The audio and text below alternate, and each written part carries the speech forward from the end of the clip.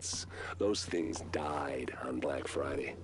But the feral PMCs, the convicts, the ones smart enough and good enough to take what they need, they'll survive. Me? I'm gonna prosper. Oh, you could too, but you took an oath, right? You got a duty. Those are both ways of saying that your conscience is fucking you. You ask yourself, who has earned a right to tell you what to do? Do you know how many agents died to hold the Dark Zone, just for the brass to give up and put a wall around it? You don't believe me? You should check the place out for yourself. But the people you're working for, they're irrelevant now. Amherst changed how the game is played, and I have got the vision to win. I got Chernenko, I got a DNA printer, and a very interesting recipe book. I'm gonna write my own rules. You should think about getting in on this thing. I'll be seeing you.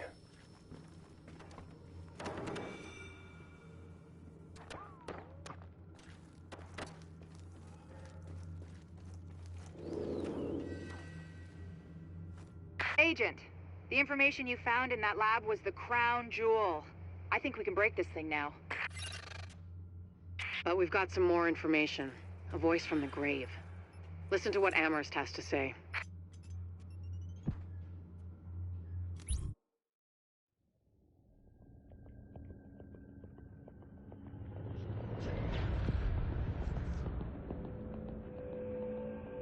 What you're looking at is one of the deadliest pathogens on the planet.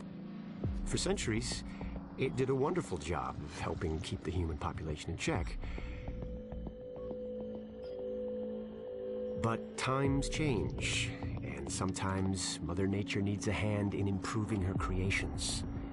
Like, say, speeding them up a little bit, making them contagious when they should be quietly incubating in a host, or making them more lethal.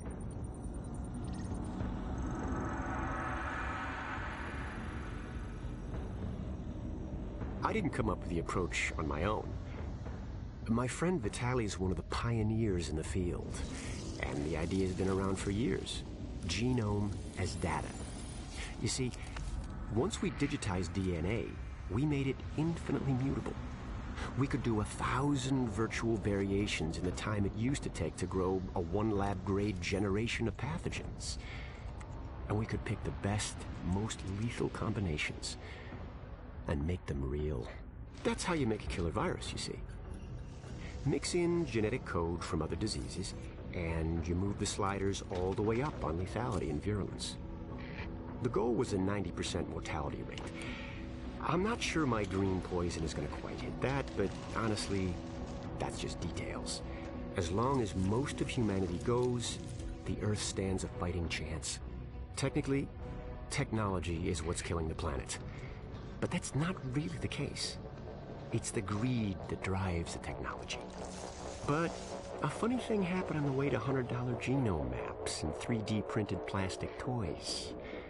Someone figured out those technologies could be repurposed, modified for the greater good. Me. Now, my virus is going to do what nature's always done. Decide who lives and who dies. And if nature decides I die, then I die.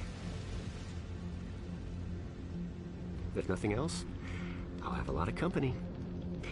Natural selection at its finest, helped along by a little unnatural genetic manipulation. It's all data, really. Life's just a method of processing it. The same way I processed the smallpox genome on my laptop.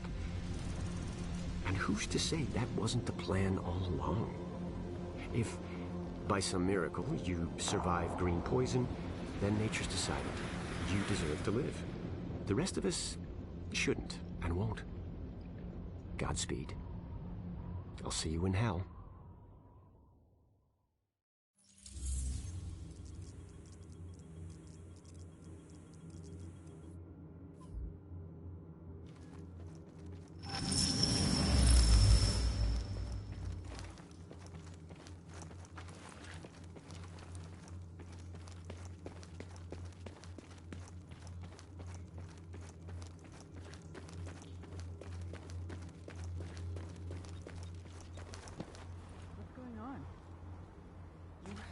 no soul.